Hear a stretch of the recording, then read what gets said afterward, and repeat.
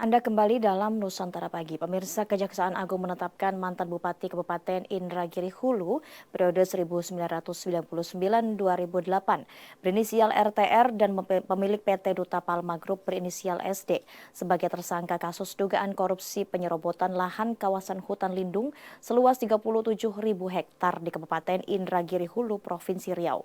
Akibat perbuatan tersebut, negara dirugikan sebesar 78 triliun rupiah.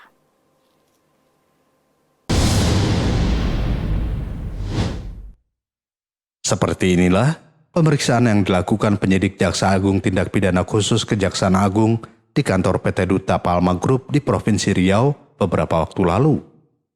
Petugas menyegel kantor dan memeriksa beberapa karyawan untuk kepentingan penyelidikan terhadap kasus dugaan penyerobotan lahan kawasan hutan lindung seluas 37.000 hektar di Kabupaten Indragiri Hulu. Jaksa Agung Sanitiar Burhanuddin mengatakan, kasus ini berawal ketika Bupati Indragiri Hulu periode 1999-2008 berinisial RTR mengeluarkan izin lokasi dan izin usaha perkebunan kepada 5 anak usaha PT Duta Palma Group. Selanjutnya atas izin tersebut, pemilik PT Duta Palma Group berinisial SD mengalihfungsikan lahan itu menjadi perkebunan kelapa sawit. Persetujuan dan penggunaan lahan yang dilakukan oleh para tersangka dinilai penyidik sebagai tindakan melawan hukum. Selain diduga terjadi gratifikasi, alih fungsi lahan itu juga tanpa disertai izin pelepasan kawasan hutan dari Kementerian Kehutanan dan hak guna usaha dari Badan Pertanahan Nasional. Berdasarkan gelar perkara yang dilakukan, penyidik menemukan alat bukti yang cukup untuk menetapkan keduanya sebagai tersangka. Akibat perbuatan para tersangka, negara dirugikan sebesar 78 triliun rupiah karena hilangnya hak-hak masyarakat Kabupaten Indragiri Hulu yang sebelumnya telah memperoleh manfaat dari hasil hutan.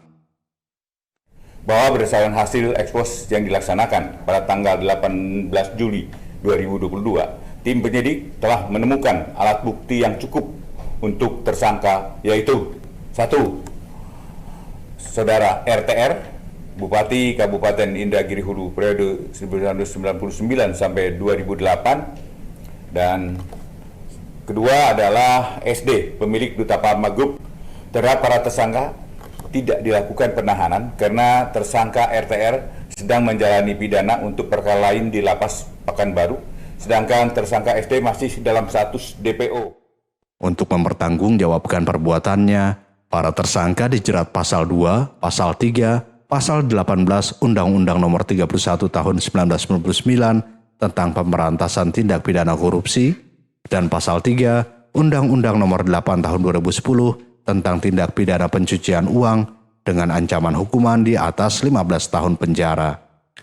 Dari Jakarta, Dio Malau, Nusantara TV melaporkan.